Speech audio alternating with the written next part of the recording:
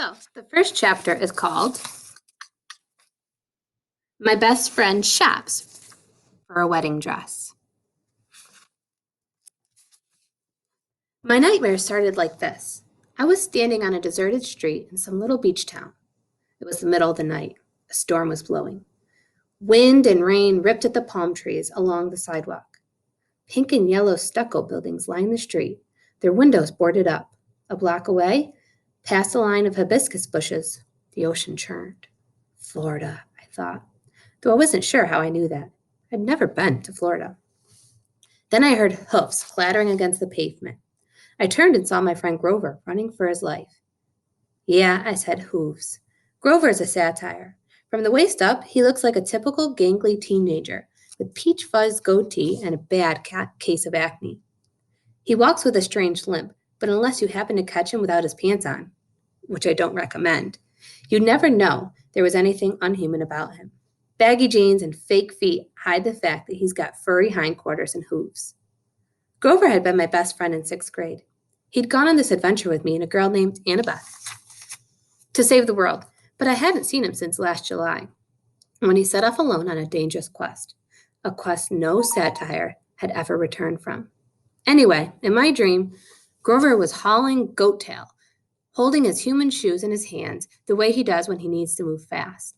He clopped past the little tourist shops and surfboard rental places. The wind bent the palm trees almost to the ground. Grover was terrified of something behind him. He must have just come from the beach. Wet sand had caked in his fur. He escaped from somewhere. He was trying to get away from something. A bone-rattling growl cut through the storm. Behind Grover, at the far end of the block, a shadowy figure loomed. It swatted aside a street lamp, which burst into a shower of sparks. Grover stumbled, whimpering in fear. He muttered to himself, "Have to get away. Have to warn them." I couldn't see what was chasing him, but I could hear it, muttering and cursing. The ground shook as I got closer. Grover dashed around the street corner and faltered.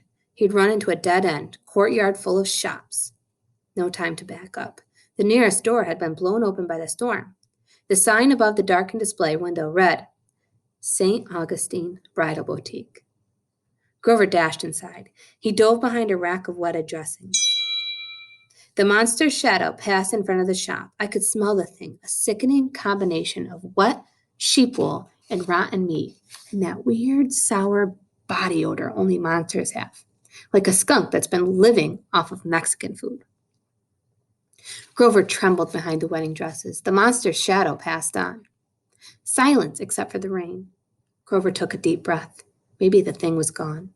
Then, lightning flashed. The entire front of the store exploded, and a monstrous voice bellowed, "Mine!" I sat bolt right upright, shivering in my bed. There was no storm, no monster. Morning sunlight filtered through my bedroom window.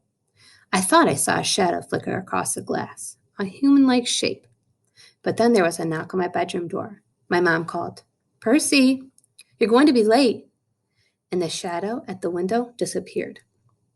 Must have been in my imagination.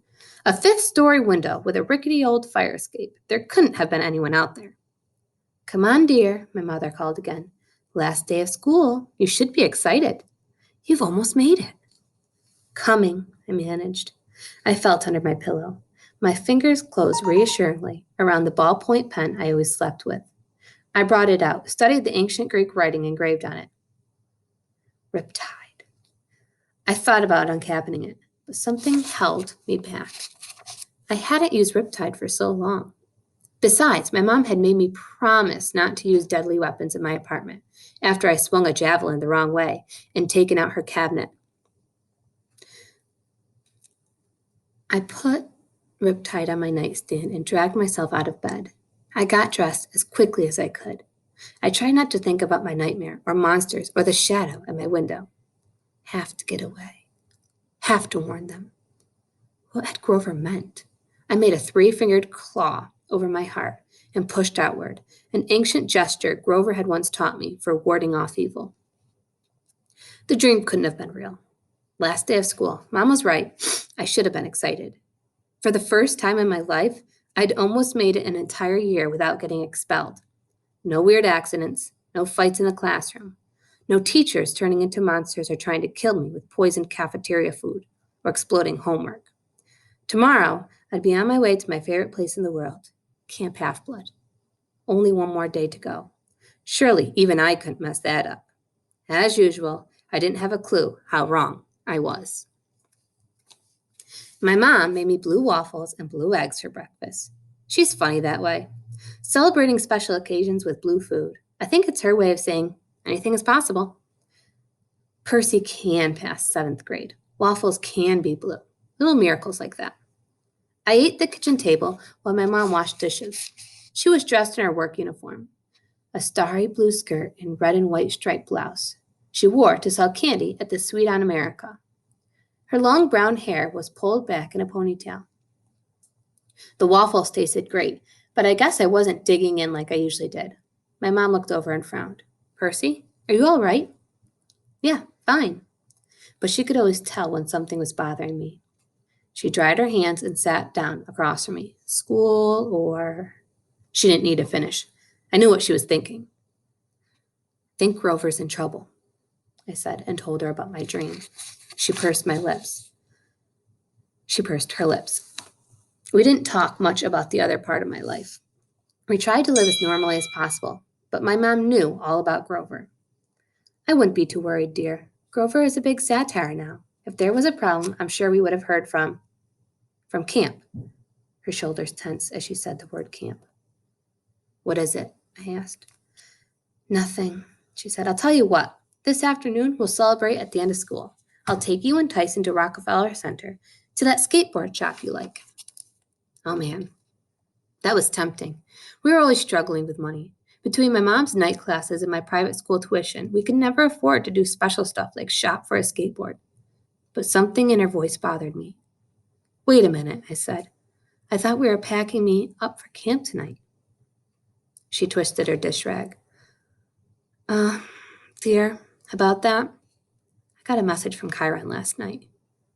My heart sank. Chiron was the activities director at Camp Half-Blood. He wouldn't contact us unless something serious was going on. What did he say?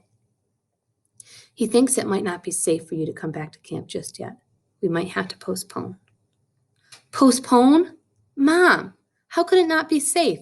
I'm a half-blood. It's like the only safe place on earth for me. Usually, dear, but with the problems they're having. What problems? Percy, I'm very, very sorry. I was hoping to talk to you about this afternoon. I can't explain it all now. I'm not even sure Chiron can. Everything's happened so suddenly. My mind was reeling. How could I not go to camp?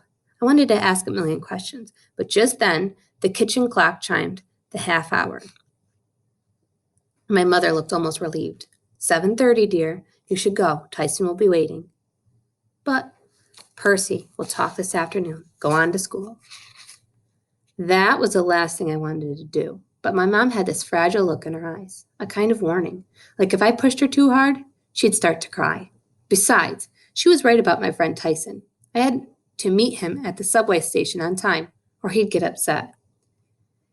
He was scared of traveling underground alone. I gathered up my stuff, but I stopped in the doorway. Mom? This problem at camp, could it have anything to do with my dream about Grover? She wouldn't meet my eyes. We'll talk this afternoon, dear. I'll explain as much as I can. Reluctantly, I told her goodbye. I jogged downstairs to catch a number 2 train. I didn't know it at the time, but my mom and I would never get to have our afternoon talk. In fact, I wouldn't be staying home for a long, long time. As I stepped outside, I glanced at the brownstone building across the street. Just for a second, I saw a dark shape in the morning sunlight, a human silhouette against the brick wall, a shadow that belonged to no one. Then it rippled and vanished.